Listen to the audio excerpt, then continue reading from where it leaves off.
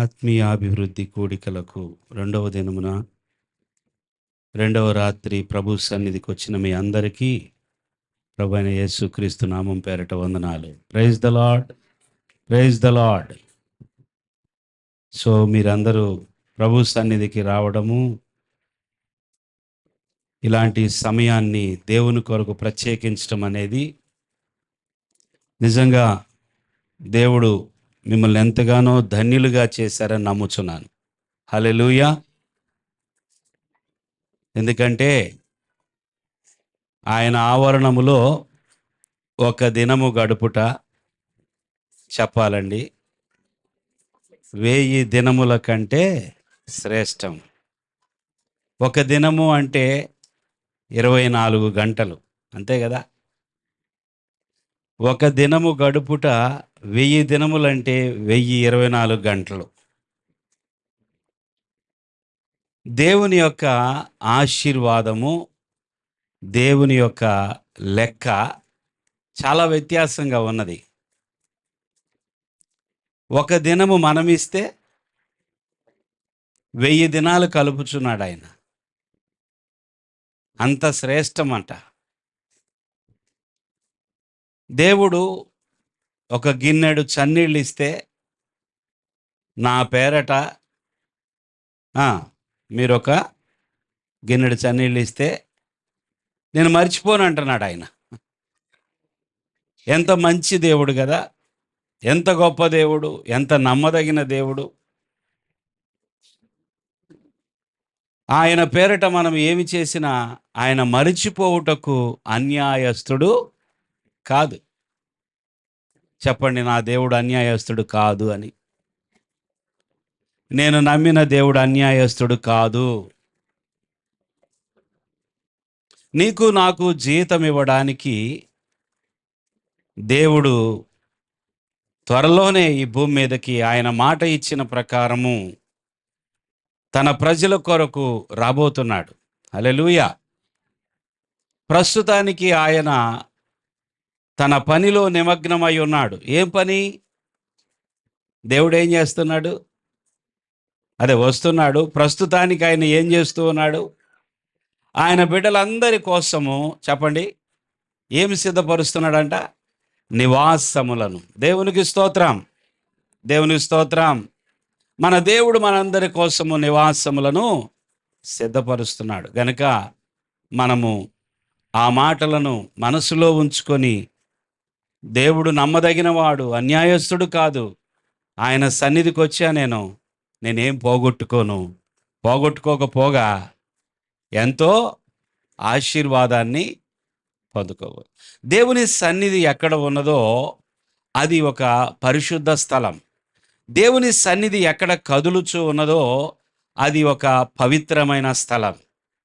దేవుని సన్నిధి, దేవుని యొక్క మహిమ చేత లోకమంతా నింపబడినప్పటికీ, దేవుడు అన్ని చోట్ల ఉన్నాడు అనేది వాస్తవమైనప్పటికీ, దేవుడు ఉన్నాడు అంటే ఆయన కొన్ని స్థలాలలో కొంతమంది దగ్గర ఆయన కదులుతూ ఉంటాడు, అంటే పని కలిగి ఉంటాడు.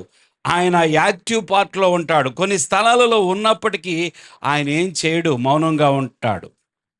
కానీ కొన్ని స్థలాలలో ఆయన కదలిక, ఆయన సన్నిధి ఉన్నది అని రుజువు చేస్తూ ఉంటాడు. అక్కడ మనం ఉండాలి.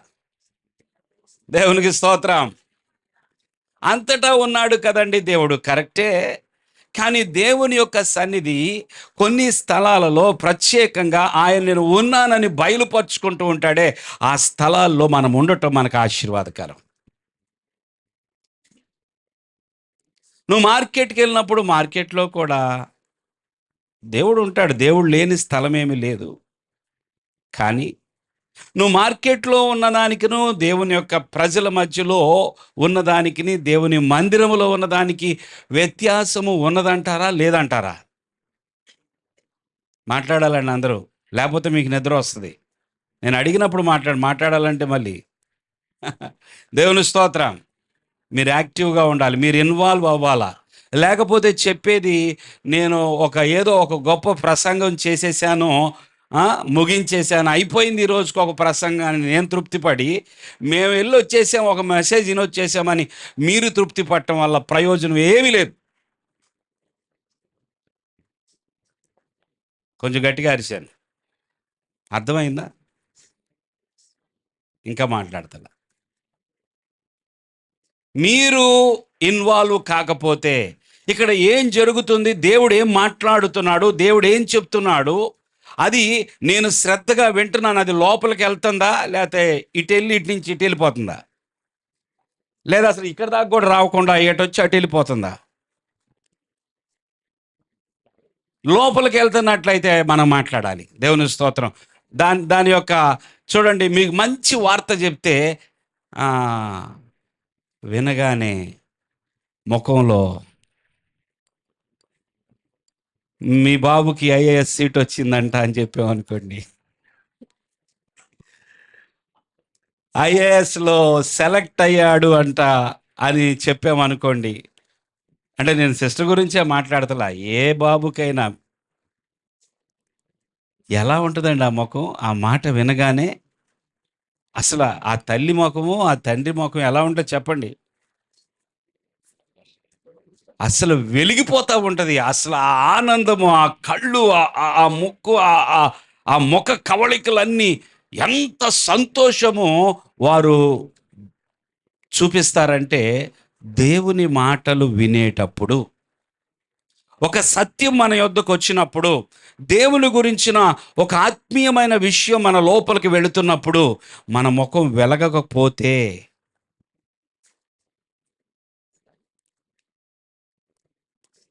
చెప్పండి, ఏమనాలి వాళ్ళని? దేవుని యొక్క మాట నీ దగ్గరకు వస్తున్నప్పుడు ఏమవ్వాలా? నీ బాడీ కదలికలు వచ్చేస్తాయి అంతే. నువ్వు లేచి నిలబడవచ్చు, తప్పేం లేదు. సడన్గా కొన్ని సంఘాలు అలా చేస్తూ ఉంటారు. ఫస్ట్లో నేను అనుకునేవాడిని, వీళ్ళేంటి ఇంత అభ్యంతరపరుస్తున్నారు అనుకునేవాడిని. వాళ్ళు కూర్చోలేక లేచి నిలబడతారు,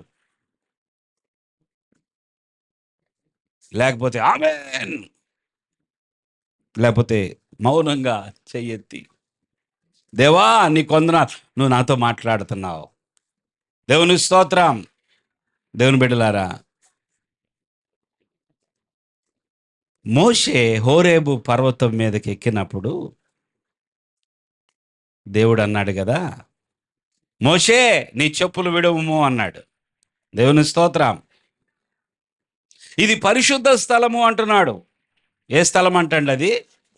ఏంటి కొండ ఏమన్నా పరిశుద్ధ స్థలమా? మనకు తెలిసి పరిశుద్ధ స్థలం అని మనం దేన్ని అనుకుంటామంటే, మనం ఏ మందిరంలో ఉన్నామో ఆ మందిరము ప్రాంగణము, అది ఇది పరిశుద్ధ స్థలం అనుకుంటాం. దేవుడు ఏంటి, కొండను పట్టుకొని, కొండ మీద పిచ్చి పిచ్చి రాళ్ళు, పిచ్చి మొక్కలు, కనీసం శుభ్రం ఎవరైనా ఊడుతారా కొండని? ప్రతిరోజు కొండ మనమన్నా ఈ మందిరాన్ని ఊడుస్తాం, అప్పుడప్పుడు తడిగొడ్డేస్తాము, తుడుస్తూ ఉంటాం. కొండ పవిత్ర స్థలం ఏంటండి? ఎలా అర్థం చేసుకోవాలి? ఆ రాళ్ళు, రప్పలు, పిచ్చి మొక్కలు, అవి ఇవి అన్నీ రాలిపోయిన ఆకులు, ఎండిపోయి కుళ్ళిపోయి అన్నీ ఉన్నటువంటి ఆ కొండ ఎక్కితే, ఆ కొండ మోషే నీ చెప్పులు విడిచిపెట్టు, ఇది పరిశుద్ధ స్థలం అంటాడేంటి దేవుడు? మందిరం అయితే పరిశుద్ధ స్థలం, కానీ కొండ ఎలా పరిశుద్ధ స్థలం? గట్టిగా చెప్పండి, గట్టిగా చెప్పండి. ఆమేన్. దేవుని స్తోత్రం. ఇందాక చెప్పింది అదే నేను. దేవుని సన్నిధి ఉన్న చోట అది పరిశుద్ధ స్థలం. దేవుడు ఎక్కడ కదులుచున్నాడో అది పరిశుద్ధ స్థలం. దేవుడు ఎక్కడ బయలుపరుచుకుంటున్నాడో అది పరిశుద్ధ స్థలం. ఇక్కడ దేవుడు నీకు బయలుపరుచుకుంటూ ఉంటే ఇది నీకు పరిశుద్ధ స్థలం. ఇది పరిశుద్ధ స్థలం. దేవుని యొక్క ఆత్మ నిన్ను తాకుచూ ఉంటే, దేవుని యొక్క మాట నిన్ను తాకుచూ ఉంటే ఇది పరిశుద్ధ స్థలం, ఇది పవిత్రమైన స్థలం. దేవుడు ఇక్కడ ఉన్నాడు, దేవుడు ఇక్కడ ఉన్నాడు. దేవుని స్తోత్రం. మన దేవుడు పరిశుద్ధుడు.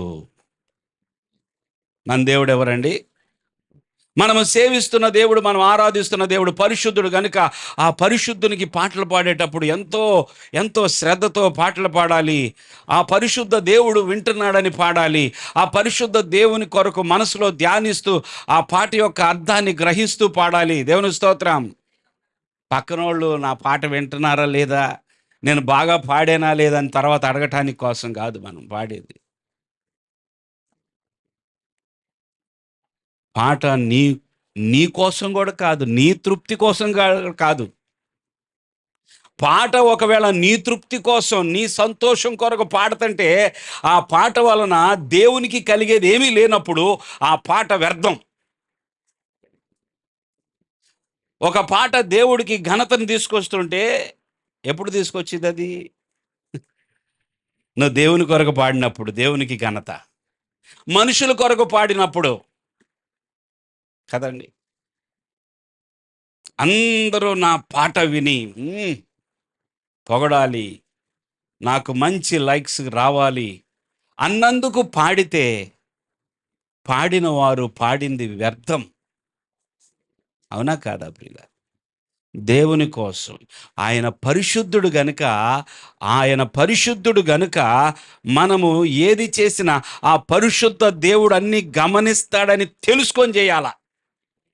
ప్రార్థన చేసిన, వాక్యం చెప్తున్నా ఆయన ఘనపరచబడాలి, ఆయనను మాత్రమే సంతోష పెట్టాలి, ఆయన ప్రకారమే మాట్లాడాలి, ఆయన చెప్పింది చేయాలి అనే ఒక భయముతో కూడిన ప్రవర్తన కలిగి ఉంటే అది అంగీకరించబడుతుంది.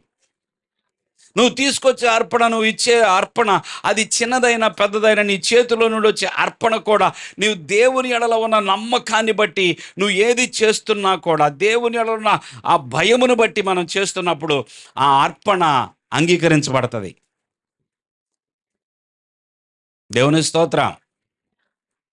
ప్రియులారా, ఒక గొప్ప దైవజనుడు ఒక మాట అంటూ ఉన్నాడు. ఆయన ఏమంటున్నాడంటే, మనము ఏమి చేయుచున్నామో అనే దానికంటే కూడా మనం ఏమై ఉన్నామో అనేది చాలా ప్రాముఖ్యమైంది. మరలా చెప్తున్నాను, మనం ఏమి చేయుచున్నామో, దేవునికి స్తోత్రం, దానికంటే ఇంపార్టెంట్ మనం ఏమై ఉన్నాము. హల్లెలూయా. అసలు నువ్వు ఏమై ఉన్నావు? What are you is more important. నీవు ఏమై ఉన్నావు అనేది ప్రాముఖ్యమైంది. నీ హృదయంలో నువ్వేమై ఉన్నావు, నువ్వు ఎలాంటి వ్యక్తివి, నువ్వు ఏమై ఉన్నావు అనేది, నువ్వేం చేస్తున్నావు అనే దానికంటే ప్రధానమైనది. నువ్వు ఏమై ఉన్నావో దానిని బట్టి నువ్వు చేసేవన్నిటికీ విలువ వస్తుంది. నువ్వు ఏమై ఉన్నావో, ఉదాహరణకి ఒక వ్యక్తి హంతకుడయ్యుండి, ఏమయ్యుండి, హంతకుడయ్యుండి కొన్ని దినాల క్రితమే ఒక వ్యక్తిని హత్య చేసి, ఒక హంతకుడు, రక్తం చిందించిన వ్యక్తి 10 రోజుల తర్వాత ఒక చోట పెద్ద కార్యక్రమం పెట్టి, నేను అందరికీ ఉచితంగా బట్టలు పంచుతున్నాను రండి అంటే ఎంతమంది క్యూలో ఉంటారు?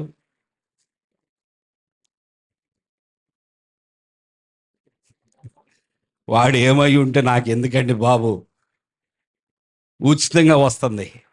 ఏమొస్తుంది? ఉచితంగా వస్తుంది.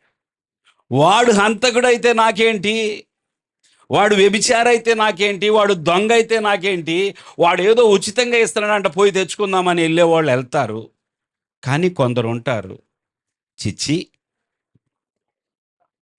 రక్తాన్ని చిందించిన వాడి యొక్క పాపిష్టి చేతుల గుండా వస్తున్న ఆ బహుమతి నాకు అవసరం లేదు. దేవుని స్తోత్రం. పాపపు హస్తాలలో నుండి వచ్చే బహుమతి నాకు అవసరం లేదు. చెడిపోయిన వాడు ఇస్తున్న బహుమతి నాకు అవసరం లేదు. వాడు చెడిపోయిన వాడి దగ్గర నుంచి నేను తీసుకున్నానంటే చెడిపోయిన వాడితో నేను ఏకీభవిస్తున్నాను అని కొందరు ఆగిపోతారు. దేవుని స్తోత్రం. మనం ఏమై ఉన్నాము అనేది ప్రధానమైనది. మనం ఏమి చేస్తున్నామనేది తర్వాత విషయం.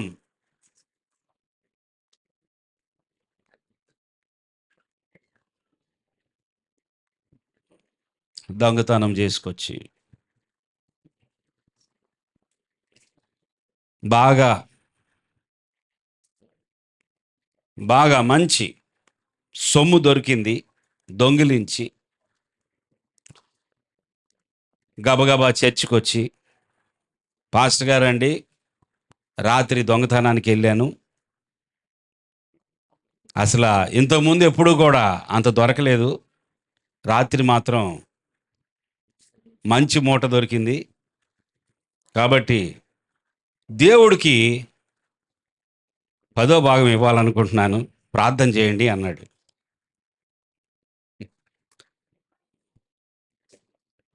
పాస్టర్ గారు ఏం చేయాలి ఇప్పుడు?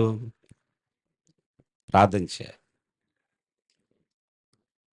ప్రభువా వీడిని దీవించయ్యా, ఇంకా అనేక చోట్లకి వెళ్ళి అనేక మంది దగ్గర ఎవ్వరికి దొరక్కోకుండా ప్రభువా బాగా దొంగతనం చేయాలి వీడు అని ప్రార్థన చేయాలా? లేకపోతే అదంతా ఎందుకు, ఆడు దొంగతనం చేస్తే చేసాడులే, వాడు దేవుడికి కథ ఇస్తుంది, ఇది దేవుని పనికి వాడదామని చెప్పి తీసుకోవాలా?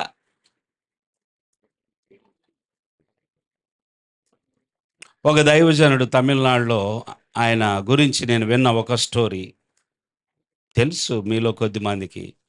జాన్ రవీంద్రనాథ్ గారని ఆయన చనిపోయారు. మంచి దైవజనులు.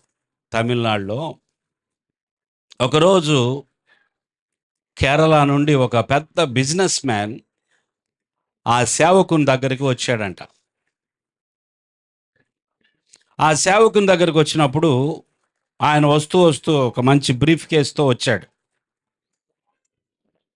అయ్యగారు మీ దగ్గర ప్రార్థన చేయించుకొని వెళ్ళాలని చెప్పి వచ్చాను, ఎంతో కాలం నుంచి మిమ్మల్ని కలవాలని చూస్తున్నానని చెప్పి అన్నాడంట.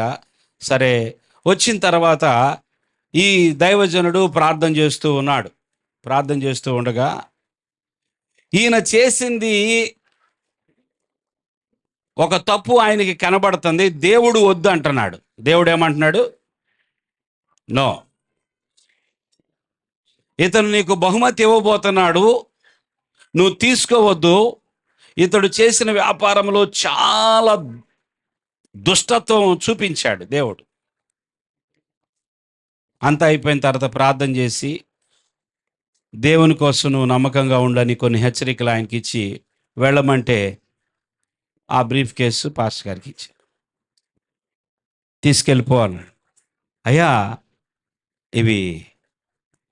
ఇది కానుక అన్నాడంట. తీసుకెళ్ళిపో, నాకు తెలుసు. అయ్యా ఇది చాలా పెద్ద కానుకయ్యా అని తీసి చూపించాడంట. తీసుకెళ్ళిపో. అయ్యా మీరు మందిరం కట్టాలంటున్నారు కదా, మందిరం కట్టగా కూడా ఇంకా మిగులుతాయి, తీసుకెళ్ళిపో. I don't want your filthy money, get out. దేవునికి స్తోత్రం. దేవుడు ఆ దాసునికి సమాధానం ఇవ్వలా తీసుకోవడానికి. దేవుడే చూపించాడు, వద్దు అన్నాడు, పంపించేశాడు. ఒక మనిషి ఏమై ఉన్నాడు అనేది ప్రాముఖ్యమైనది. దేవుని స్తోత్రం. అతడు ఏమి చేస్తున్నాడు కాదు, అతడు ఏమై ఉన్నాడు. దేవుని బిడ్డలారా, మన దేవుడు పరిశుద్ధుడు గనుక ఆయన దగ్గరకు వచ్చినప్పుడు ఆయన మనలను స్కాన్ చేస్తూ ఉంటాడు. ఆయనకి అంగీకారము కాని దానిని ఆయన అంగీకరించడు. దేవునికి స్తోత్రం. చూడండి, హెబ్రీయులకు రాసిన పత్రిక 12వ అధ్యాయం 14వ వచనం. అందరితో సమాధానము పరిశుద్ధతయు కలిగి ఉండుటకు ప్రయత్నించుడి. పరిశుద్ధత లేకుండా ఎవడును ప్రభువును చూడడు. దేవునికి స్తోత్రం. అందరితో సమాధానమును పరిశుద్ధతయు. చెప్పండి, సమాధానమును. మరలా చెప్పండి. అందరితో సమాధానమును పరిశుద్ధతయు కలిగి ఉండుటకు ప్రయత్నించుడి. పరిశుద్ధత లేకుండా ఎవడును ప్రభువును చూడడు. నిన్నటి దినాన కొన్ని వాక్యాలు విన్నాం పరిశుద్ధత గురించే. ఈరోజు కూడా పరిశుద్ధత గురించే మనం కంటిన్యూ చేస్తూ ఉన్నాం. పరిశుద్ధత లేకుండా ఎవడును ప్రభువుని చూడడు. ప్రభువా, నిన్ను చూడాలనే ఆశ కలుగుతూ ఉన్నదయ్యా, నిన్ను ఎరగాలనే ఆశ కలుగుతున్నది అంటే, అయితే నువ్వేం చేయాలంటే పరిశుద్ధతను కలిగి ఉండు. అది దేవుడు అంటుంది. ఏం కలిగి ఉండాలి? పరిశుద్ధతను కలిగి ఉండు. ఒక వ్యక్తి పరిశుద్ధత గురించిన ఆలోచన కలిగి ఉండాలి, పరిశుద్ధతను గురించిన ప్రవర్తన కలిగి ఉండాలి. నిత్యము తన యొక్క హృదయము పవిత్రంగా పరిశుద్ధంగా ఉంచుకోవడానికి నిత్యము భయము కలిగి ఉండాలి. దేవునికి స్తోత్రం. 75 ఏళ్ల వయసు కలిగినటువంటి దైవజనుడు ఒక దినాన నాకు ఆ మాట చెప్పాడు. నేను ఎరిగిన ఒక దైవజనుడు ఉన్నాడు. నేను ఇప్పటికే 40 ఏళ్ల పైబడి సేవా పరిచర్యలో ఉన్నాను. ఎంతోమంది సేవకులను చూశాను. నేను సేవకుడిగా పరిచర్య చేస్తున్నాను. కానీ ఆయన లాంటి పరిశుద్ధుడైన సేవకుడిని నేను గమనించలేకపోయాను. నాకు ఆయనను తలుచుకుంటుంటే ఒకటే గుర్తొస్తుంది, ఆయన పరిశుద్ధుడు. దేవుని స్తోత్రం. జీవితంలో ఒక వ్యక్తి అయినా సరే మన గురించి, ఆ సహోదరి పరిశుద్ధమైన స్త్రీ, ఆ సహోదరుడు పరిశుద్ధుడు, ఎంత గొప్ప సాక్ష్యం అండి. ఆ సేవకుడు పరిశుద్ధుడు. ప్రియులారా,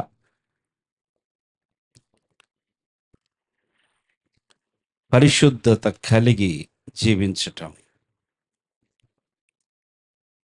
పేతురు రాసిన 2వ పత్రిక 3వ అధ్యాయము 10వ వచనం.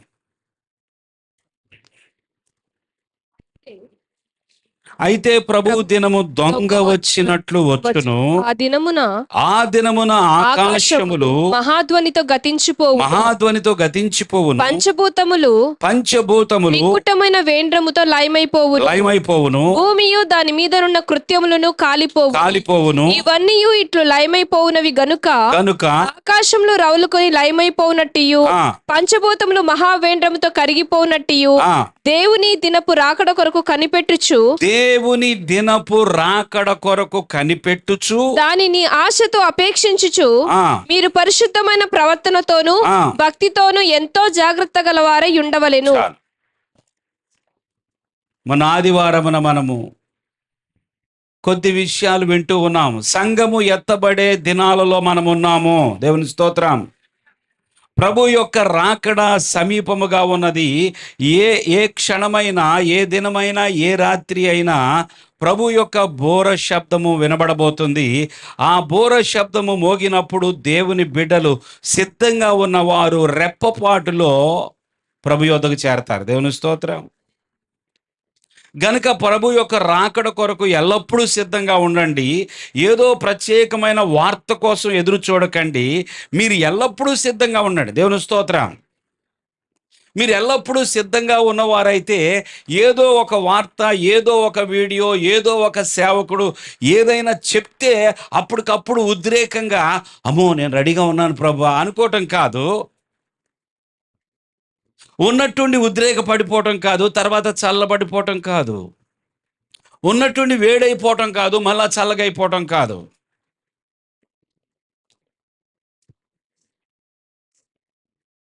ఏమనాలి దాన్ని? ఉన్నట్టుండి వేడైపోయి మళ్ళీ వెంటనే చల్లబడిపోయి, మళ్ళీ ఉన్నట్టుండి వేడైపోయి అది కాదు. మనకంటూ ఒక స్థిరమైనటువంటి ఒక ఆత్మీయమైన జీవితం మనలో కట్టబడాలి. దేవుని స్తోత్రం చెల్లించండి. హల్లెలూయా. మనలో ఒక స్థిరమైనటువంటి ఆత్మీయమైనటువంటి జీవితం మనకు ఒక స్థిరమైన హృదయం ఏర్పడాలి. You must be constant in your spiritual life. నీ ఆత్మీయ జీవితంలో నీ ఆత్మీయమైన నడక ఒక స్థిరత్వం కలిగి ఉండాలి. అప్పటికప్పుడు పొంగిపోయి చల్లారిపోయేది కాదు, పొంగి పొర్లిపోయేది కాదు. ఆనందించండి, కరెక్టే, ఆనందం ఎప్పుడూ ఉండాలా. ప్రతి పరిస్థితిలో కూడా నేను పద్దాకల మొబైల్ చూస్తున్నాను అనుకోకండి. నేను ఎప్పుడు దానిలో రాసుకొని వస్తాను చెప్పాల్సిన విషయాలు. అపార్థం చేసుకోవద్దు ఎవరు. మందిరంలో అసలు మొబైల్ వాడకూడదు. అందుకే ఒక ల్యాప్టాప్ తీసుకున్నా, అది కూడా ఎలక్ట్రానిక్కే. ఏది తీసుకున్నా నోట్స్ రాసుకోవాలి కదా. పద్దాకల ఆయన దాన్ని చూస్తున్నాడు ఏంటి అనుకోబాకండి, అన్ని వాక్యాలు రాసుకొని వస్తాను. దేవునికి స్తోత్రం. మనము పొంగిపోయి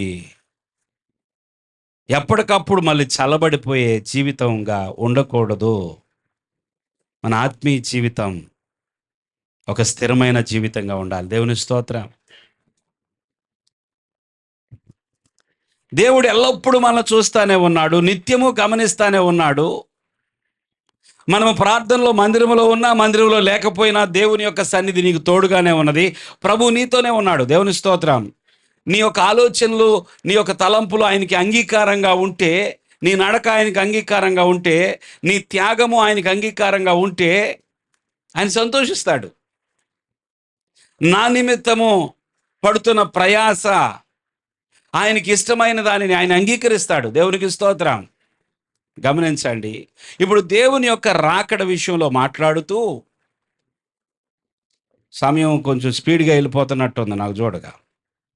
దేవుని రాకడ గురించి మాట్లాడుతూ ఏమనుంది ఇక్కడ? దేవుని దినపు రాకడ కొరకు కనిపెట్టుచు దానిని ఆశతో అపేక్షించుచు మీరు పరిశుద్ధమైన ప్రవర్తనతోను భక్తితోనూ ఎంతో జాగ్రత్త గలవారై, అందరు చెప్పండి, ఎంతో జాగ్రత్త గలవారై. మళ్ళా చెప్పండి. 3 విషయాలు ఇక్కడ మాట్లాడుతున్నాడు భక్తులైన పేతురు. ఒకటి ఏంటంటే దేవుని రాకడ కొరకు కనిపెట్టాలి. రెండోది ఏమిటంటే దేవుని యొక్క రాకడ గురించి అపేక్షించాలి. మూడోది ఏమిటంటే పరిశుద్ధమైన ప్రవర్తన కలిగి ఉండాలి. దేవుని స్తోత్రం. దేవుని రాకడ నిమిత్తమైన కనిపెట్టే జీవితం ఉండాలి. దేవునికి స్తోత్రం. కనిపెట్టడం ఏంటండి? కనిపెట్టాలా.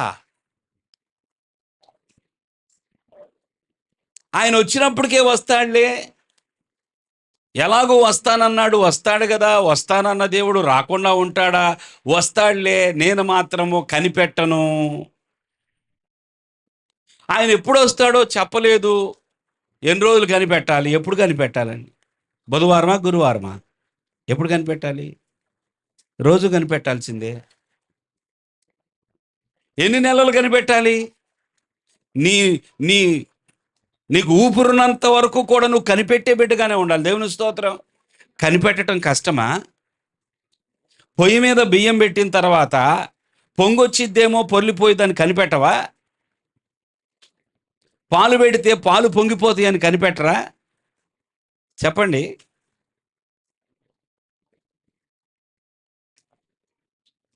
నిమిషానికి పొంగొచ్చేస్తున్నామని కనిపెడతాం కదా. కనిపెట్టాలా? ఏ నిమిషమైనా నా ప్రభు వస్తాడేమో అన్నట్లుగా హృదయము అలాగుండాలి, ఎదురుచూపు అలాగుండాలా. నా ప్రభు వస్తున్నాడనేది నిత్యము మన హృదయంలో అది మారు మ్రోగుతూ ఉండాలి, తలపోసుకుంటూ ఉండాలి. దేవుని స్తోత్రం. మరియా దేవుని యొక్క దూత గాబ్రియేలు చెప్పిన మాటలను నిత్యము తలపోసుకుంటూ ఉంది ఆమె. దేవునికి స్తోత్రం. ఆయన రాకడ ఉన్నది, ఆయన వస్తున్నాడు అనేది మనము తలపోసుకుంటూ ఉండాలి, కనిపెట్టాలి, ఆశతో అపేక్షించాలి. ప్రాముఖ్యమైనది ఈరోజు మనం మాట్లాడుకుంటున్నది పరిశుద్ధమైన ప్రవర్తన. చూడండి, రాకడికి ప్రవర్తనకి లింక్ ఉంది. దేవుని స్తోత్రం. మీకేమన్నా కొంచెం మత్తుగా ఉంటే, నిద్ర అనిపిస్తే అప్పుడప్పుడు మీరు లేచి నిలబడవచ్చు. కొద్దిగా అట్లా నిలబడి వినండి, ఏం పర్లేదు. హల్లెలూయా. రాకడికి పరిశుద్ధమైన ప్రవర్తన, భక్తికి సంబంధం ఉన్నది. రాకడికి దానికి సంబంధం లేనిది కాదు, సంబంధం ఉన్నది. నువ్వు రాకడలో ఉండాలంటే, ప్రభు యొక్క రాకడలో నువ్వు ఎత్తబడే బిడ్డగా ఉండాలంటే, ప్రభు రాకడలో ఎత్తబడే సంఘములో గుంపులో ఉండాలి అంటే తప్పకుండా ప్రవర్తన, మన వ్యక్తిగతమైన జీవితం, ప్రవర్తన, భక్తి ఎంతో జాగ్రత్తగా ఉండాలి. మొన్నటి దినాన చెప్పాను, భయపెట్టే మాట అది. 50%, ఎంత? 10లో 5, 2లో 1, 50% కనపడుతుంది. భయపడాలి దాని విషయం మనం విన్నప్పుడు. పరిశుద్ధమైన ప్రవర్తన నేను కాపాడుకోవాలి బాబోయ్.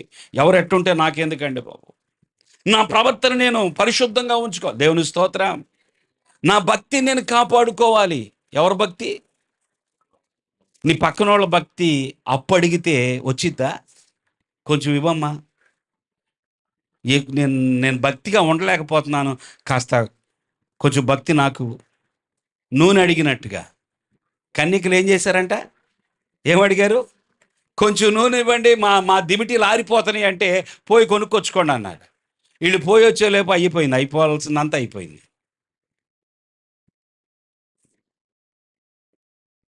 ఎవరి భక్తి నీకు రాదు, నీ భక్తే నీది.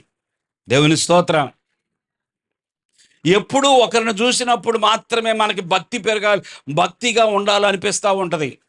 అది ప్రోత్సహించబడటం తప్పులేదు, కానీ ఎప్పుడు జీవితాంతం ఇంతే. ఒకరు భక్తిగా ఉంటే, ఒకరు బాగా ప్రార్థన చేసుకుంటే, ఒకరు వాక్య ధ్యానం బాగా చేస్తుంటే నేను కూడా చేయాలనుకుంటాం. మరి ఎప్పుడు చేస్తావు తెలియదు. అది మళ్ళీ ఎవరినైనా చూసి అంతవరకు, మళ్ళా ఎవరిదో ఒకరిది ఆ మంట తగిలేంత వరకు మళ్ళీ అది రాదు. పిల్లరా, రాకడకు పరిశుద్ధ ప్రవర్తనకు సంబంధం ఉన్నది. దేవుని రాకడ కొరకు కనిపెట్టేవారు, ఆశతో అపేక్షించేవారు ఎలా ఉండాలి? రాకడ కొరకు కనిపెడుతున్నావు, ఆశతో అపేక్షిస్తున్నావు, ఎలా ఉండాలి చెప్పండి. మూడో మాట, రాకడ కొరకు కనిపెడుతున్నావు, ఆశతో అపేక్షిస్తున్నావు.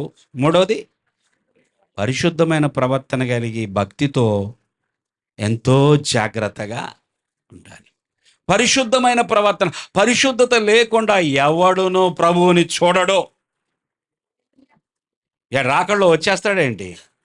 ఇక్కడ పరిశుద్ధమైన ప్రవర్తన లేదు. అయ్యా నేను మందిరానికి వస్తున్నాను, అయ్యా ఎన్ని సంవత్సరాల నుంచి నేను బాప్తీసం తీసుకొని ఎన్నిసార్లు రొట్టెలో చేయబెట్టాను, మందిరానికి నేను ఎంత ఇచ్చాను, ఎంత చేశాను అనుకున్నారు, దేవుని పనిలో ఎంతో ప్రయాసపడ్డాను నేను. నిజమే, అంతా బాగుంది, మరి ప్రవర్తన ఏది? యేసుప్రభు దగ్గరకు వచ్చి కొందరు అన్నారంట, అయ్యా మేము దయ్యములు వెళ్ళగొట్టాం అన్నారంట. ఏం వెళ్ళగొట్టారంట? ఇంకేం చేశారంట? ప్రవచించామన్నారంట. అమ్మో, ప్రవక్తలు ప్రవచనాలు కూడా వచ్చినాయంట వాళ్ళ నోట్లో నుంచి. దయ్యాలే వణికిపోయినాయి అంట వాళ్ళ దెబ్బకి. వాళ్ళు చేయని కార్యాలు లేవు, అద్భుతాలు, ఆశ్చర్య కార్యాలు చేశారు. నీతో కలిసి ఉన్నాం కదయా, నీతో తిరిగామయ్యా, మత్తయి సువార్త 7వ అధ్యాయంలో కదా. ప్రభువా, నీ నామమున ప్రవచించలేదా? నీ నామమున దయ్యములు వెళ్ళగొట్టలేదా? నీ నామమున ఎన్ని అద్భుతాలు చెప్పాలండి? ఎన్ని అద్భుతాలు చేశారంట? మీరేమైనా చేశారు అద్భుతాలు? చేయలేదా? అయ్యో, చేయండి ఇక నుంచి. దేవునికి స్తోత్రం. మీరు ప్రార్థన చేస్తే అద్భుతాలు జరుగునుగాక. నిజంగా చెప్తాం, హృదయపూర్వకంగా మనందరి ప్రార్థనల ద్వారా అద్భుతాలు జరుగునుగాక. మనం ఆయన నామములో ప్రార్థన చేసినప్పుడు దయ్యాలు పోవునుగాక, ప్రవచనాలు వచ్చునుగాక, దేవుడు అటువంటి ఆత్మతో నింపునుగాక. అయితే ఇదంతా ఒక లెక్క.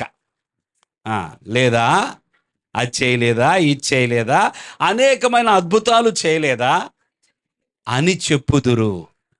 అప్పుడు నేను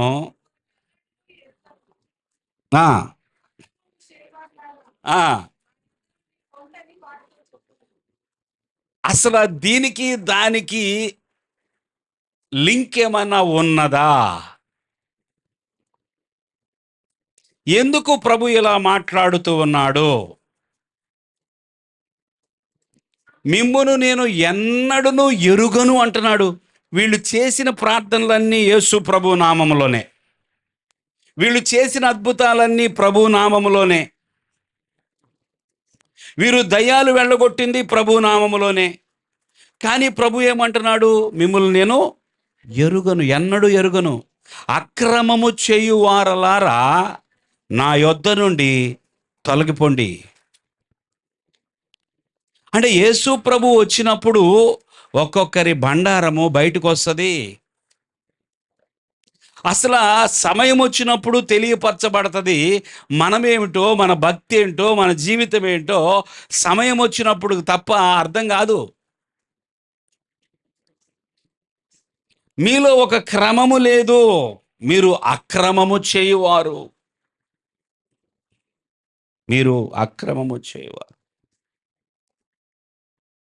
దేవుని బిడ్డలారా, మనం ప్రభు రాకడ కొరకు ఎదురు చూస్తున్న ఈ దినాల్లో పరిశుద్ధ జీవితాన్ని కాపాడుకోకపోతే ఎలాగా? మన భక్తిని మనం కాపాడుకోకుండా రావాలి, త్వరగా రావాలి, అసలు ఈ గోలంతేంటి, ఈ లోకం ఏంటి, కొంతమందికి బాధ కలిగినప్పుడు, కొన్ని దృశ్యాలు చూస్తున్నప్పుడు, కొన్ని పరిస్థితులను చూస్తున్నప్పుడు ప్రభు త్వరగా వచ్చేయ్యా, మంచిదే. ఇంకొంతమందికి ఏమో దయచేసి తొందరగా రావద్దయ్యా, నాకు ఇంకా చాలా ప్రాజెక్ట్స్ ఉన్నాయి,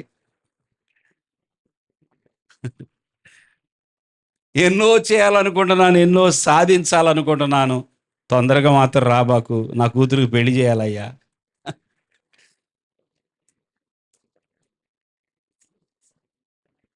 ప్రియులారా, ప్రభు రాకడ కొరకు ఎదురు చూస్తున్న మనము మన ప్రవర్తన అంగీకరించబడుతుందో లేదో అని ప్రశ్న వేసుకోవాలి. నేనేం చేస్తున్నాను అనేది కాదు, కానీ నేనేమై ఉన్నాను దేవుని ఎదుట, నేనేమై ఉన్నాను, నేను ఎలా జీవిస్తున్నాను, నా భక్తి ఏంటి?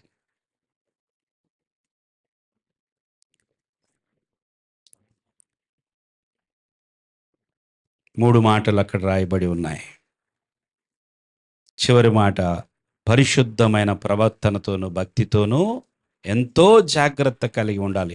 కొరింథీయులకు రాసిన 2వ పత్రిక 6వ అధ్యాయము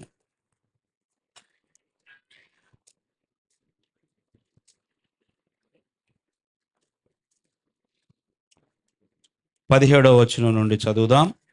దేవుని ఆలయమునకు విగ్రహముతో ఏమి పొందిక, మనము జీవము గల దేవుని ఆలయమై ఉన్నాము, మనము జీవము గల దేవుని ఆలయమై ఉన్నాము. అందుకు దేవుడు ఇలాగూ సెలవిచ్చుచున్నాడు, నేను వారిలో నివసించి సంచరింతును, నేను వారి దేవుడునై యుందును, వారు నా ప్రజలై యుందురు. కావున మీరు వారి మధ్య నుండి బయలు వెడలి ప్రత్యేకముగా ఉండుడి.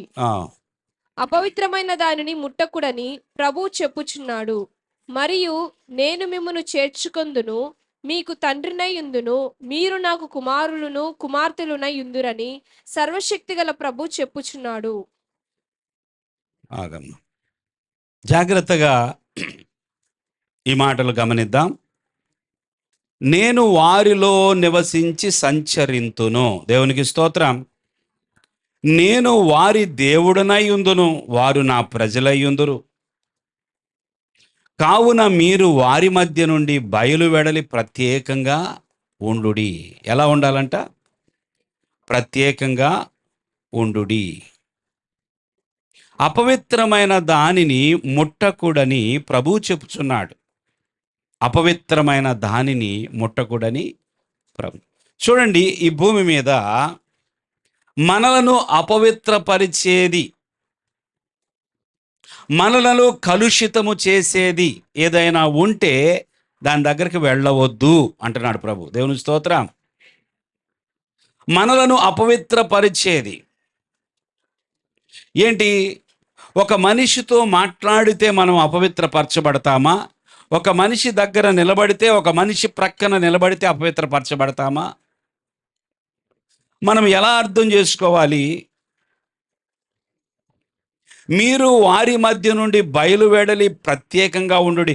కొంతమంది దగ్గర నుండి ప్రత్యేకంగా ఉండండి అని అంటే ఎవరు వాళ్ళు? ఆ పై వచనాలను బట్టి మనకు అర్థమవుతుంది.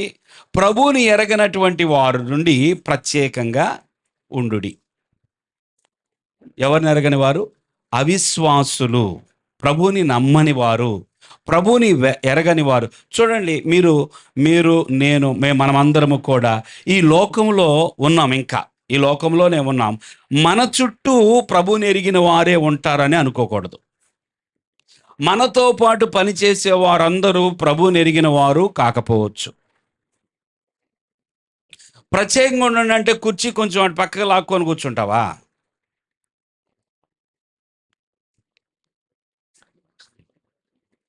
ఎక్కడ లాగుతారు? బ్యాంకులో నీకు వేసిన కుర్చీలో నువ్వు కూర్చోవాలి. నీ పక్కన కుర్చీలో కూర్చున్న వాళ్ళు కూర్చుంటారు.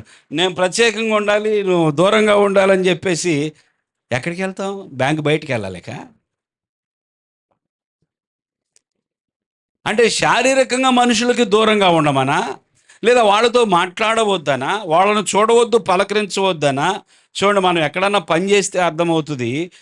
మనం ఎంప్లాయీస్ అయ్యి ఉండి, ఏదైనా ఉద్యోగస్తులు అయి ఉంటే అక్కడికి వెళ్ళినప్పుడు అందరికీ గుడ్ మార్నింగ్ చెప్పాలి, పై అధికారులకి గుడ్ మార్నింగ్ చెప్పాలి కదా, అందరినీ పలకరించాలి, అందరితో మాట్లాడాలి, అందరితో పాటు కలిసే భోజనం కూడా మన లంచ్ బాక్స్ మనం అందరితో కలిసే చేయాలి. నన్ను దేవుడు ప్రత్యేకంగా ఉండమన్నాడని చెప్పేసి ఎక్కడ ఉద్యోగం చేస్తాం? అర్థం చేసుకోవాలి. దేవుడు ఏం మాట్లాడుతున్నాడు ఇక్కడ? అవిశ్వాసులతో జోడుగా ఉండొద్దంటే ఏంటి దాని అర్థం?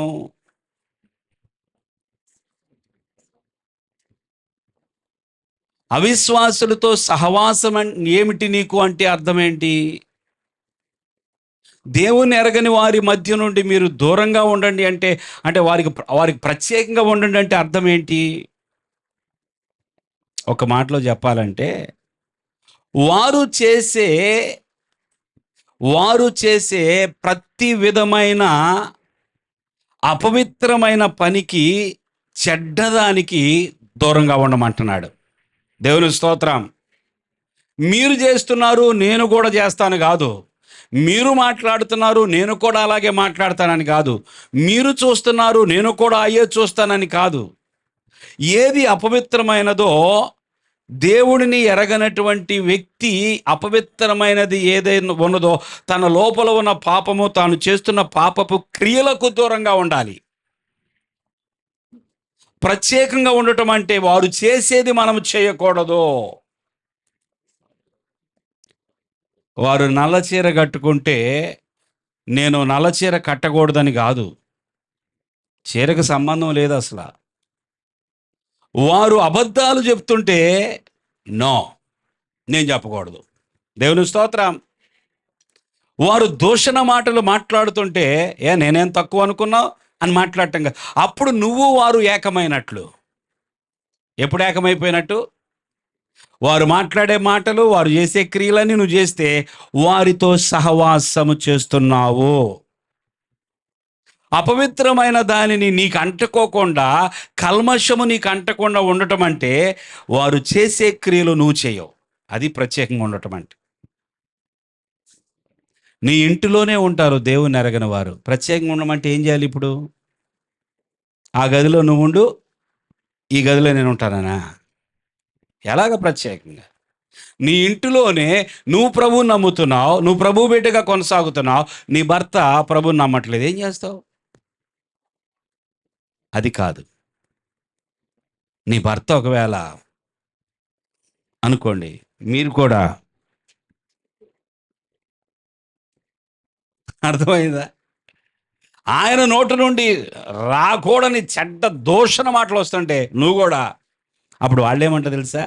నువ్వు చర్చికి వెళ్తున్నావు, నేను చర్చికి రావట్లా. అదే తేడా, మిగతాదంతా సేమ్ అంటారు. అవునా? ఎంతమంది కంప్లైంట్ ఇస్తారో తెలుసా? మీరు పోయి ఏదో ప్రార్థన అంటున్నారు, బైబిల్ అంటున్నారు, దేవుడు అంటున్నారు, కానీ నువ్వు పోయేది దేవుని మందిరానికే. కానీ ఆ దేవుడు నాకు తెలియదు, కానీ నేను మాట్లాడేవన్నీ మీరు మాట్లాడతారు, నేను తినే అంత నువ్వు తింటావు, నేను చేసే చెడ్డ పనులన్నీ నువ్వు చేస్తావు, నీకు నాకు తేడా ఏంటంటాడు. అవునా కాదా? ఎక్కడ ప్రత్యేకత ఉండాలా? అక్కడ ఉండాల ప్రత్యేకత. దేవుని స్తోత్రం, దేవునికి స్తోత్రం. మనము మనము దేవుని బిడ్డలముగా దేవుడు మనతో ఉన్నాడు గనుక మనము అపవిత్రమైన దానిని ముట్టకుండా ఉండాలి గనుక మనము ప్రత్యేకంగా ఉండాలి. దేవునికి స్తోత్రం. 7వ అధ్యాయం 1వ వచనంలో చూస్తే అక్కడే, ప్రియులారా, మనకు ఈ వాగ్దానములు ఉన్నవి గనుక మనకు ఈ వాగ్దానములు ఉన్నవి గనుక దేవుని భయముతో పరిశుద్ధతను సంపూర్తి చేసుకొనుచు శరీరమునకును ఆత్మకును కలిగిన ఆ, సమస్త కల్మషము నుండి మనలను పవిత్రులుగా చేసుకుందము. ఆగండి, జాగ్రత్తగా విందాం ఈ మాటలు. శరీరము ఆత్మ, అందరు చెప్పండి ఆ మాట. కల్మషము దేనికి కలిగిందంట? ఇప్పుడు శరీరమునకును ఆత్మకును, రెండిటికి. శరీరం మనకు తెలుసు, శరీరానికి కల్మషం ఉన్నది, పవిత్రం చేసుకోమని దేవుడు చెప్తున్నాడు. నీకు వాగ్దానాలు ఉన్నాయి కదా. చూడండి, దేవుడు చేసే పని దేవుడు చేస్తాడు. దేవుడు మనలను పవిత్రపరిచే పని దేవుడు చేస్తాడు. మనలను మనం పవిత్రం చేసుకునే పని మనము చేయాలి. చూడండి, పరిశుద్ధమైన జీవితం అంటే కేవలం దేవుడా నువ్వే చేసుకో, నేను మాత్రం ఏం చేయను, నాకంటూ పనేం లేదు. దేవుని స్తోత్రం. సంతోషంగా ఉన్నారా? వాక్యం వినాలనిపిస్తుందా? ఇంకా చెప్పాలి లేదా? బాగా అలసిపోయి వస్తున్నట్టున్నారు. దేవుడు మీ శరీరానికి మంచి విశ్రాంతినిచ్చి బలంగా తీసుకురావాలి దేవుని సన్నిధికి. హల్లెలూయా. శరీరమునకును ఆత్మకును కల్మషము. కల్మషం అనేది శరీరానికి అంటుకుంటుంది, లోపల అంటుకుంటుంది. లోపల ఎట్లా వెళ్తుందండి ఇది? ముక్కులో నుంచి. ఈ కల్మషము లోపలికి ఎలా వెళ్ళిపోతుంది? బయట అంటుకుంటే ఈ కల్మషాన్ని కడిగేస్తాను సోపుతో, మరి లోపలికి ఎలా వెళ్తుంది? అసలు సోపుతో కడిగే కల్మషమా అది? ఏ కల్మషం అండి? శరీరానికి అంటుకునే కల్మషము ఎలా ఉంటుంది? ఈ శరీరముతో చేసే శరీర సంబంధమైన లైంగికమైన ప్రతి పాపం, ఈ శరీరముతో చేసే పాపం, శరీరానికి అంటుకునే కల్మషం, లైంగికమైన అనైతికత. లైంగికమైన అనైతికత ఈ రోజుల్లో ఎక్కడ చూసినా విజృంభించిందండి ఇది. ఏమైంది చెప్పండి? ఈ శరీర సంబంధమైన క్రియలు, శరీరముతో చేసే పాప కార్యాలు ఏమయ్యాయి? లోకంలో విజృంభించాయి.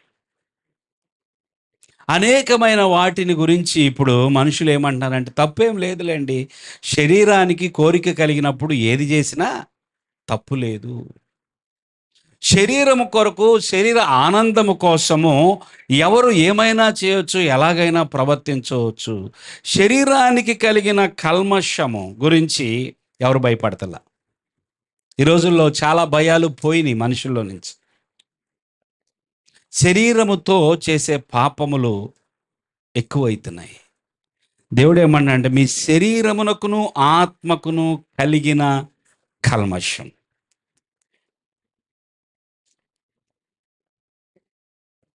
శరీరముతో చేసే ఇంకొక 1-2 పాపాలు, ఈ దేహాన్ని పాడు చేసే ప్రతిదాన్ని సేవించడం, శరీర సంబంధమైన కల్మషం అది. త్రాగుబోతులు ఎంతమంది ఉంటారు? మన జనాభా ఎంతమంది? 140 కోట్లు భారతదేశం. వాటిలో త్రాగుబోతులు ఎవరు చెప్పండి? త్రాగుబోతులు ఎంతమంది ఉంటారంట? 50% ఉంటారా? ఇంకా పెరగొచ్చా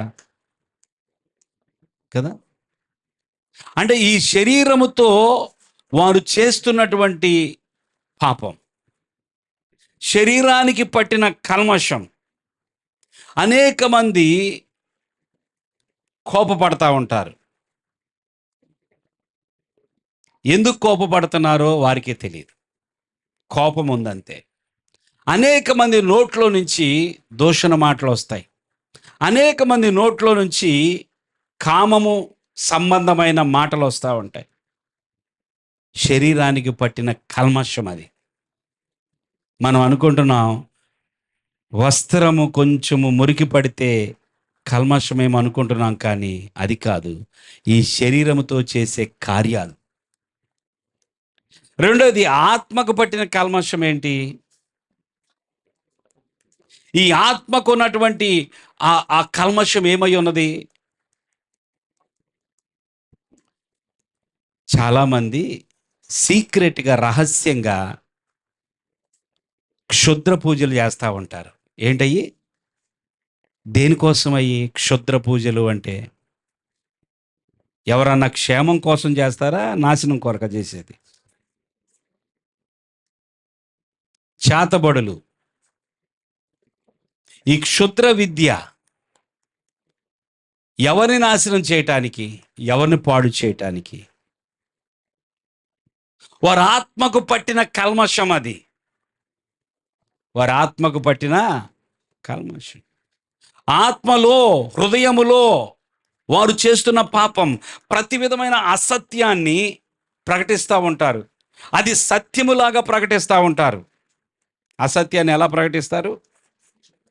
సత్యం. వారి కళ్ళతో చూసేదంతా కూడా అపవిత్రమైన దాన్ని చూస్తూ ఉంటారు. ఇప్పుడు ఈ రోజుల్లో పెద్దలు లేదు, చిన్నలు లేదు, ఎవరు లేరు. అందరూ కూడా దేని యందు ఆసక్తి కలిగి ఉన్నారో తెలుసా? అశ్లీలమైన వాటిని చూడటానికి ఆసక్తి పెరిగిపోయింది మనుషుల్లో. ఏం చూడటానికి? ఏం చూడటానికండి? అసభ్యకరమైన, అశ్లీలమైనటువంటి చిత్రాలను చూడటానికి ప్రతి ఒక్కరు ఇంట్రెస్ట్ చూపిస్తున్నారు. ఆత్మకు పట్టిన కల్మషం. అందరికీ ఈరోజు ఇది బాగా దగ్గర అయింది కదా. ఏదండి? ఏదది? ఇది చాలా ఉపయోగపడుతుంది కొంతమందికి. వాళ్ళ లోపల ఉన్న కల్మషాన్ని పెంచుకోవడానికి, వారి లోపల ఉన్నటువంటి ఆ అపవిత్రతను ఇంకా పెంచుకోవడానికి ఈ ఫోన్ బాగా ఉపయోగపడుతుంది. టీవీలో ఉపయోగపడుతుంది. టీవీ అంటే ఇంటికే వచ్చి చూడాలి, గదికే వచ్చి చూడాలి. ఇదైతే నేను నీతోనే ఉంటాను, నిన్ను విడువను, ఎడబాయను. ఎప్పుడైనా ఏదైనా చూడొచ్చు. ఈ రోజుల్లో చూడండి, మీ పిల్లల దగ్గరికి వెళ్ళి అరే ఏం చూస్తున్నావు అని గబక్కన వెళ్ళండి. సడన్గా ఏమంటారు పిల్లలు? చూడమ్మా ఏం చూస్తాను అంటారు కదా. అసలు వాళ్ళ ఫోన్ లాక్ మీకు తెలుసా? ఫోన్ దగ్గర రానిస్తారా? భార్యాభర్తలు కూడా ఫోన్ షేరింగ్ లేదు. ఇంకే షేరింగ్ అయినా ఉంది, కానీ అన్నం అయితే పంచుకుంటారు. భార్య ఫోన్ ఎవరు చూడకూడదు చెప్పండి? భర్త చూడకూడదు. భర్త ఫోను భార్య చూడకూడదు. ఎందుకని ఇలాగ అయిపోయింది పరిస్థితి? ఎవరి కాళ్ళు లాక్ పెట్టుకుంటారు. నీ లాక్ చెప్పంటే నేను చెప్పను అంటారు. ఎవరి కాళ్ళు తాళం వేసుకుంటున్నారు. దీన్ని ఏం చూస్తున్నారు? ఆత్మకు పట్టిన కల్మషం అది. సామెతల గ్రంథంలో ఒక మాట ఉంటుంది ప్రియులారా, చూడండి ఒకసారి.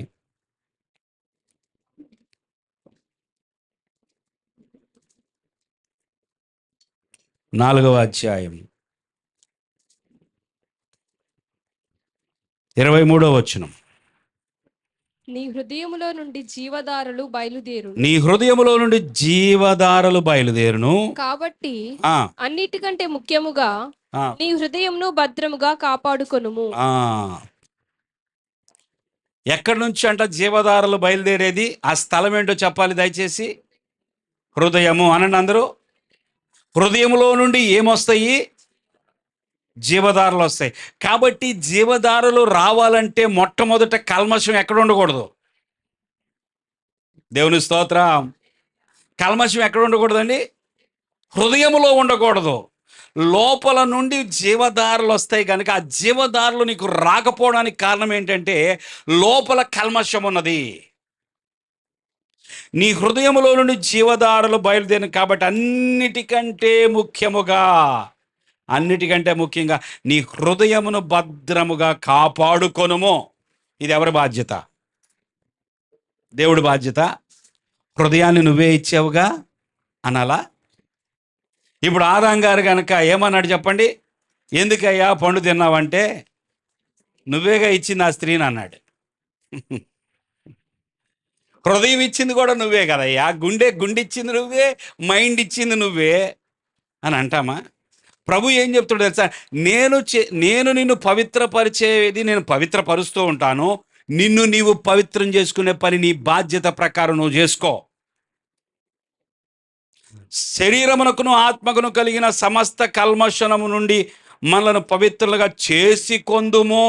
ఏం చేద్దాం? చేసుకునే బాధ్యత ఎవరిదండి? మనది. నాకేమి పని లేదు, నేనేం చేయను కాదు. ఇక్కడ కూడా నీ హృదయంలో నుండి జీవధారలు బయలుదేరిన కాబట్టి హృదయమును భద్రంగా కాపాడుకొనుము. ఏం చేయాలంట? దీన్ని ఏం చేయాలి? ఎవరు కాపాడాలి? పాస్టర్ గారు కాపాడతారా ఏంటి అందరి హృదయాల్ని? నా హృదయాన్ని నేను కాపాడుకోవాలి, మీ హృదయాన్ని మీరు కాపాడుకోవాలి. ఎవరి కాళ్ళు భద్రం చేసుకోవాలి. ఏది? డబ్బుల్ని బంగారాన్ని భద్రం చేసుకున్నట్లుగా ఏం భద్రం చేసుకోవాలి? అయిపోయినా మళ్ళా సంపాదించుకోవచ్చు, ఎట్టగొట్ట కింద మీద పడి తెచ్చుకోవచ్చు. ఇది పోతే ఏం చేద్దాం? ఇక హృదయాన్ని కాపాడుకోలేకపోతే హృదయంలోకి అన్నీ వచ్చి కూర్చుంటాయి, హృదయము కల్మషముతో నిండిపోయింది. నీ జీవదారులు కాదు, మరణదారులు బయలుదేరుతాయి. ఏం బయలుదేరుతాయి? లోపల నుంచి మరణదారులు. జీవధారలు రావాల్సిన స్థలములో నుంచి చెడు వచ్చింది. తర్వాత మాటలో ఏముందో తెలుసా? మూర్ఖపు మాటలు నోటికి రానియ్యకము. దేవునికి స్తోత్రం. ముగింపులోకి వెళ్తున్నాం. మూర్ఖపు మాటలు రానియ్యకము, పెదవుల నుండి కుటిలమైన మాటలు. అంటే మన నోరు మాట్లాడుతుందంటే మన హృదయంలో అది ఉందని అర్థం. హృదయము నిండిన దానిని బట్టి చెప్పాలండి, హృదయము నిండిన దానిని బట్టి నోరు మాట్లాడు. హృదయములో ఉన్న మూర్ఖత్వాన్ని బట్టి మూర్ఖపు మాటలు వస్తాయి. హృదయంలో పవిత్రత ఉంటే పవిత్రమైన మాటలు వస్తాయి. మూర్ఖపు మాటలు నోటికి రానియొద్దు, పెదవుల నుండి ఏ మాటలు రానియొద్దు? కుటిలమైన. తర్వాత, నీ కన్నులు ఇటు అటు చూడక సరిగాను, నీ కనురెప్పలు నీ ముందర సూటిగాను చూడవలెను. దేవుని స్తోత్రం. మన కన్నులు ఎలా చూడాలంట చెప్పండి? సూటిగా చూడాలి. ఇటు అటు చూడుకోకుండా ఎలా చూడమంటున్నాడు? సూటిగా చూడు. సరిగాను నీ కనురెప్పలు నీ ముందర సూటిగాను చూడవలను. నీవు నడుచు మార్గమును సరళము చేయి, అప్పుడు నీ మార్గములన్నీ స్థిరములగును. నీవు కుడి తట్టుకైనను ఎడమ తట్టుకైనను తిరగకము, నీ పాదమును కీడునకు దూరముగా. ఒక వ్యక్తి తన హృదయములో పరిశుద్ధతను కోరుకున్నప్పుడు ఈ వచనాలన్నీ నేను ఇక వివరించడం లేదు. ఈ సామెతల గ్రంథం 4వ అధ్యాయం 23 నుంచి 27 వరకు మీరు మరలా చదవండి. శరీరమునకును ఆత్మకును పట్టిన కల్మషం పోవాలా? దేవుని స్తోత్రం. ఏం పోవాలి చెప్పండి? శరీరమునకును ఆత్మకును పట్టిన కల్మషం పోవాలా? దేవుడు కనపడతాడు అప్పుడు మనకి. హల్లెలూయా, హల్లెలూయా. చిన్న ఉదాహరణ చెప్పి ప్రార్థన చేద్దాం. మీరు ఇక బైబిల్ కూడా మూసేయచ్చు. దానియేలు, షద్రకు, మేషకు, అబేద్నెగోలు ఒక దినాన ఏమంటున్నారో తెలుసా? మాకు ఈ భోజనం వద్దు అంటున్నారు. ఏమంటున్నారండి? భోజనం వద్దు. ఏ భోజనం వద్దన్నారు వాళ్ళు? రాజు భుజించే భోజనం వద్దన్నారు. ఎందుకంట? భోజనం చేస్తే ఏమైంది? తమను అపవిత్రపరిచేటటువంటి భోజనముగా వాళ్ళు ఎంచుకున్నారు దాన్ని. ఈ భోజనము తిని మమ్మల్ని మేము అపవిత్రపరచుకొనలేము. భోజనములో ఏముంది అనేది కదా మన ప్రశ్న. ఎవరింటికైనా వెళ్ళినప్పుడు భోజనము చేయొచ్చా చేయకూడదా? చెప్పండి గట్టిగా. సరే, దేవుణ్ణి ఎరగని వారి ఇంటికి వెళ్ళాము, ప్రభువుని నమ్మని వారి ఇంటికి వెళ్ళాము, వారు భోజనం పెట్టారు. చేయొచ్చా చేయకూడదా? చేయొచ్చు కదా. మనందరం చేయొచ్చు అంటున్నామా లేదా? మరి ఎందుకని దానియేలు చేయలేదు? రాజుగారి భోజనము నాకు వద్దన్నాడు. అసలు రాజుగారి భోజనం అందరూ కోరుకుంటారు, వద్దన్నాడు. లేవి కాండములో మోషే ప్రవక్త ద్వారా ఆహార నియమాలు రాయబడ్డాయి. ఇశ్రాయేలీయులు ఆ ఆహార నియమాలను తప్పకుండా పాటించాలి. చూడండి, ఏ నియమాలండి? ఆహార నియమాలు. ఆ లేవియా కాండములో చెప్పబడినట్లుగా ఆహార నియమాల విషయంలో వీరు ఏమాత్రము తప్పిపోకూడదు. 11వ అధ్యాయం అంతా మనం చదవలేము గనక, వాళ్ళు భూమి మీద ఉన్న జంతువులలో ఏ జంతువులు పవిత్రమైనవి, ఏ జంతువులు అపవిత్రమైనవి ఉన్నాయి అక్కడ. అలాగే భూమి సముద్రములో ఉన్న జీవుల విషయంలో ఏవి పవిత్రమైన జీవులు, ఏవి అపవిత్రమైన జీవులు వ్రాయబడి ఉన్నాయి. అలాగే పక్షుల విషయంలో ఏవి పవిత్రమైనవి, ఏవి అపరిశుద్ధమైనవి రాయబడి ఉన్నాయి. అలాగే కీటకాల విషయంలో ఒకరోజు బైబిల్ స్టడీ కావాలంటే మీకు అవన్నీ క్లియర్గా అవసరం లేదు, మీరు అధ్యాయం చదివినా చాలు. చాలా అద్భుతమైన విషయాలు అక్కడ. ఎటువంటి కీటకాలు తినొచ్చు, ఎటువంటి కీటకాలు తినకూడదు, అలాగే ఎటువంటి ప్రాకు పురుగుల్లో నుంచి ఏ ప్రాకు పురుగులను తినొచ్చు, వేటిని తినకూడదు, అన్నీ రాసులు. ఇది మోషే ద్వారా ఇవ్వబడిన ఆహార నియమాలు. ఇది వాళ్ళ డైట్. అందరూ డైట్ చేస్తున్నాం కదా ఇప్పుడు. ఏంటది? అందరూ ఆ మాట అంటున్నారు కదా, నేను డైట్లో ఉన్నానండి అంటున్నారు. దేనిలో ఉన్నారంట?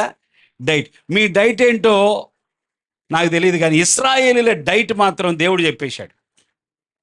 పాత నిబంధనలో ఇశ్రాయేలీలు వేటిని తినాలి, వేటిని తినకూడదు, ఏవి పవిత్రమైనవి, ఏవి అపవిత్రమైనవి చెప్పాడు. అందుకే పేతురుకు కూడా దర్శనం వచ్చినప్పుడు చిచి నేను ఎలా తీసుకుంటాను అంటున్నాడు. నూతన నిబంధనలో అపోస్తల కార్యముల్లో మనం ఏం చూస్తున్నాం? 10వ అధ్యాయంలో నేను అపవిత్రమైన వాటిని, చతుష్పాద జంతువులు నేను తినను అంటున్నాడు ఆయన.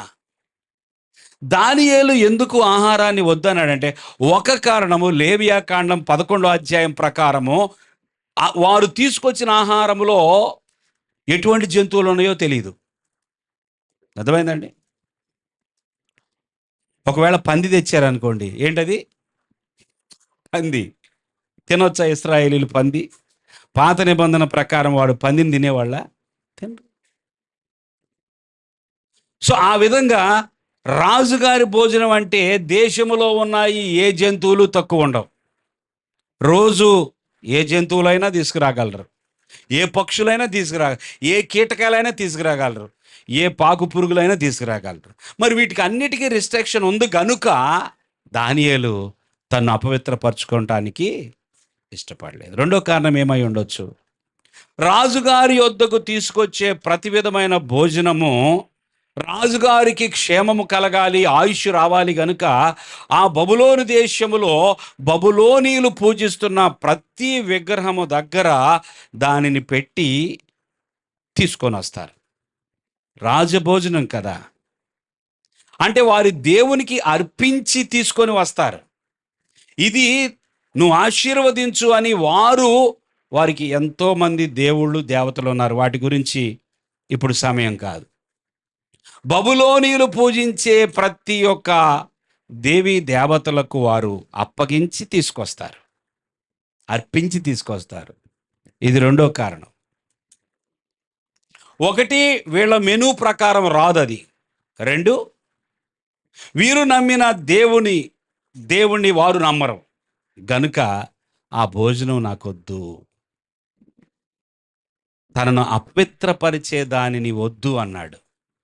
మేము అపవిత్రం అవ్వకూడదు, మా లోపల ఆత్మకు కానీ శరీరానికి కానీ ఏం పట్టకూడదు? కల్మషం పట్టకూడదు. పిల్లరా, యవనస్తులు అంతగా నిలబడ్డారండి. మరి మన పరిస్థితి ఏంటి? నేనేమంటున్నానంటే, ప్రభుని ఎరగని వారి ఇంటికి వెళ్ళొచ్చు, విందులకు కూడా వెళ్ళొచ్చు, వారి కష్టములో వారి సంతోషములో వారితో తోడుగా ఉండొచ్చు, వారి దుఃఖములో కూడా వెళ్ళి ఆదరించవచ్చు, తప్పేం లేదు. కానీ ఎక్కడ?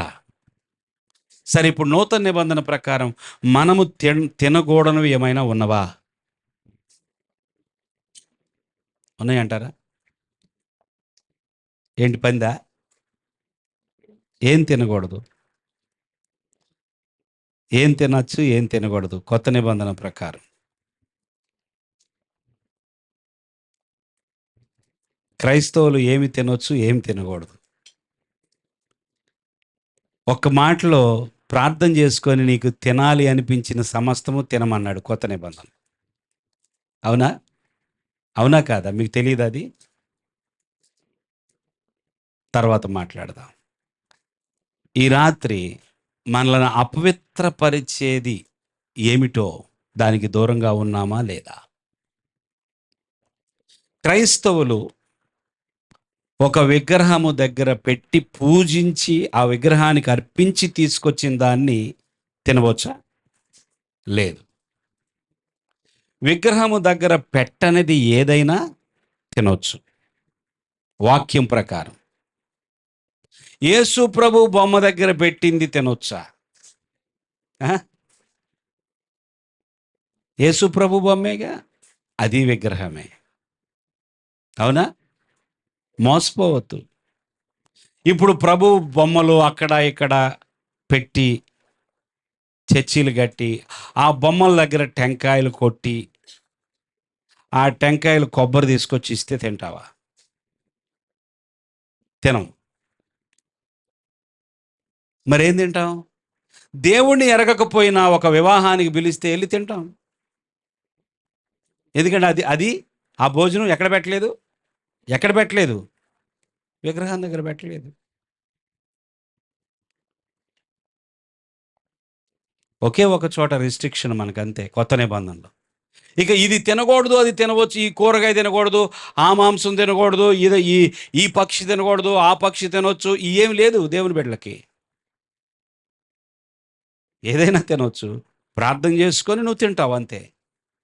కానీ ఒకే ఒక చోట, అది ఏ విగ్రహమైనా సరే, అది యేసు ప్రభు విగ్రహమైనా, ఇది ఏ విగ్రహమైనా, విగ్రహార్పితమైనది మనము తినము. ఎందుకంటే దేవుడు ఆత్మస్వరూపి. దేవునికి స్తోత్రం. బొమ్మలో ఆయన లేడు. మనల్ని అపవిత్రపరిచేదానికి దూరంగా ఉంటే దేవునికి మనం చాలా దగ్గరైనట్లు. హల్లెలూయా.